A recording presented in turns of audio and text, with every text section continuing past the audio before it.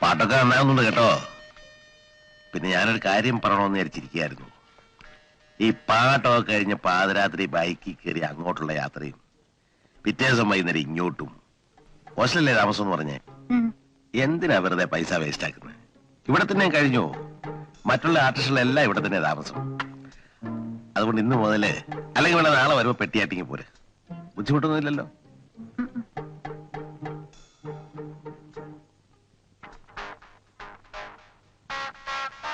എന്താ വിളിച്ചത്? എന്നും പോയി വരണ്ട, ഇവിടെ തന്നെ താമസിച്ചാൽ മതിയെന്ന്. വനിത എന്ത് പറഞ്ഞു? ഒന്നും പറഞ്ഞില്ല.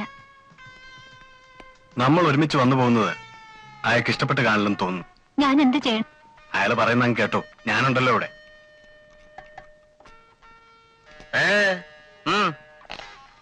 അന്നു മുതൽ എന്റെ താമസം ഹോട്ടലിലായി.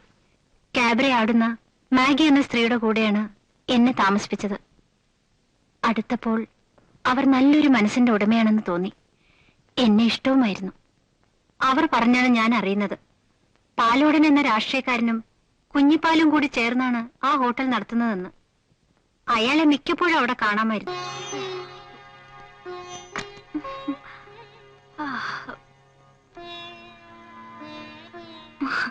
വനിത ഉറങ്ങില്ലായിരുന്നോ?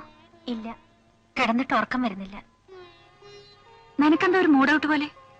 മനസ്സിനൊരു സുഖം തോന്നില്ല. പേടിയൊന്നും വേണ്ട വച്ചേ, ധൈര്യമായിട്ടിരുന്നോ. ഇവന്മാരെയൊക്കെ കൈകാര്യം ചെയ്യാൻ പഠിക്കണം. ഇതൊക്കെ നമ്മൾ വേണ്ടാന്ന് വെച്ചാ വേണ്ട, അത്രേ ഉള്ളൂ.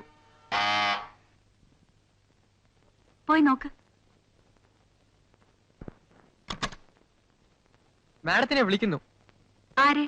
പാലോടൻ സാറിന്റെ മുറിയിലേക്കല്ല പറഞ്ഞത്. 501. അങ്ങേര് മാത്രമേ ഉള്ളോ അതോ അലവലാതെ സിൽബന്ധികളുണ്ടോ? തന്നെ ഉള്ളൂ. താൻ പൊയ്ക്കോ, ഞാൻ വന്നോളാം. ശരി. ആ, നീ റൂം പൂട്ടിക്കിടന്നു. ഞാൻ വരാൻ വെളുപ്പാവും.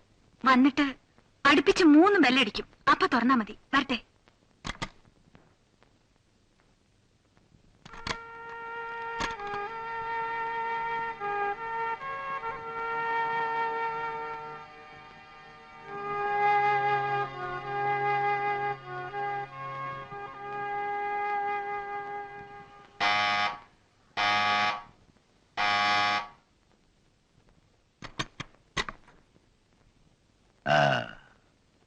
കിടന്നോന്ന് നോക്കുകായിരുന്നു.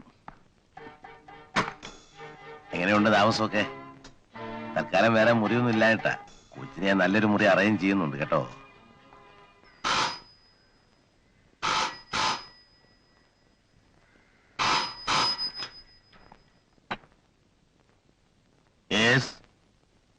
ആരാ?